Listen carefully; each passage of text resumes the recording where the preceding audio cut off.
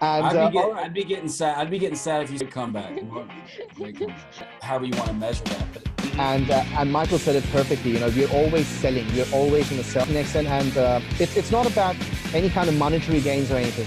We love having these conversations. Believe me. Yeah, absolutely. So, yeah, we're always learning. Rana's a hall monitor. She sits there at the clipboard, tells everybody. My first question to Rana.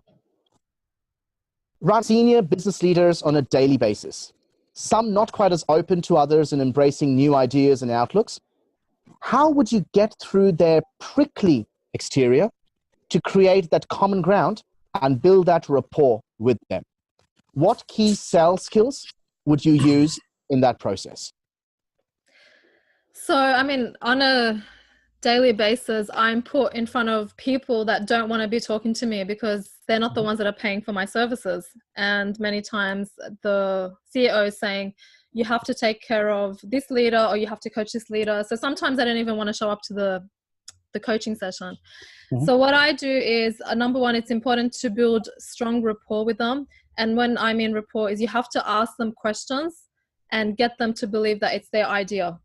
So in sales, when you are selling something to somebody, they have to believe, well, obviously it has to be their idea that they want to buy and this is for them and this is their problem.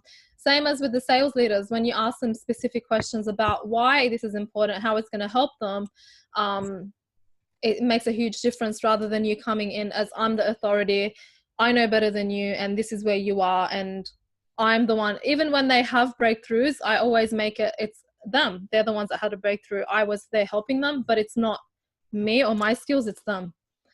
Yeah, so the discovery is so important. The questioning techniques, I think. Absolutely. And I think you just brought on a very, very important point, especially because, you know, it's not about listening. It's about the active listening, which is most important. And it's about asking the right questions, because the right questions are what actually breaks through certain exteriors. And that's where that connection happens, because if you are able to listen to them actively, to be able to understand the real needs and requirements, that's when you actually sort of get through people's prickly exteriors, so to speak. But for to be genuine yourself, and that's the most important thing. And Rana, you absolutely completely embody that. So thank you so much for your lovely insight regarding that, Rana. Really appreciate it. So my question to Michael, Michael, you've worked in multiple industries with acclaimed business leaders. How true is the notion that the best leaders are the most prone to burnout? And what should they do to ensure that they're actually looking after their own inner self as well? As a sales leader, we would also request you to give us what is the one tip that you would give that you use to deal with a disruptive team member? Yeah, that's great. That's two great questions. I'd say it's very true that and we're talking about leaders that are in sales specifically, that when a sales leader, depending on where they are in the organizational structure, if they don't have intentional, professional, and personal margin built into their life and accountability to protect that, that's where they're prone to burnout. So going back to what you said, the best leaders are prone to burnout. I would change that and say the very best of leaders have probably come close to a burnout, not all, or burnt out, and then they've learned from that early in their career and created that professional. Let me define professional and personal margin. On the professional side, they know the difference between, especially if they're a regional sales manager, let's use that title. They know the difference between spending time in the field developing a sales rep and then getting, a talented one that maybe they feel like has a lot of potential, could really be successful, but isn't, right? Because they don't have the work ethic. They know how to separate themselves between potential and results, because that's where a lot of sales leaders will typically fail. On the personal side, obviously, sales never stops.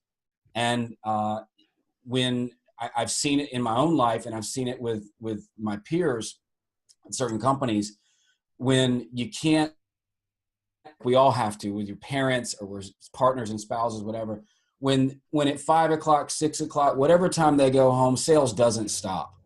I mean, I get the fact that in some industries you've got to be responsive, or the competition will do it. But the problem with that is, if that is the end game, at some point that's going to bleed over into the personal, your personal life. And so to your second question, one tip, I would say a tip to deal, I mean, a disruptive team member, I mean, that's broad, right? But typically having the ability to be a body who's disruptive, let's just use the word toxic, you typically need objectivity, because in those situations, especially if they're a direct report or a couple of levels down, the dynamics can change. I would say the number one tip is to have mentorship, objectivity outside of your direct boss, because your direct boss typically is going to be biased. They may be a very good mentor and they may be very objective, but what I've experienced is having that one person that's completely removed from the emotional dynamic or the professional dynamic or the results driven dynamic of what's going to happen with a person is critical.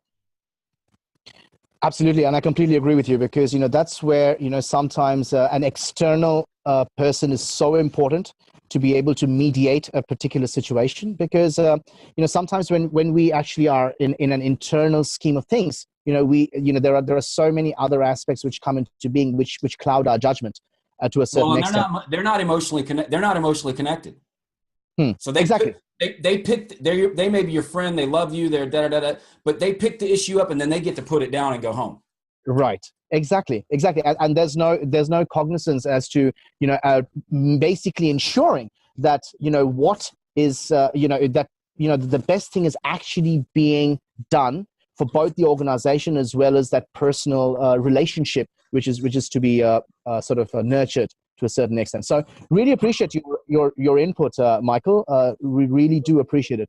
So thank you once again to both of you. Really appreciate everything and all your time. So have a lovely evening, and look forward to speaking in the future.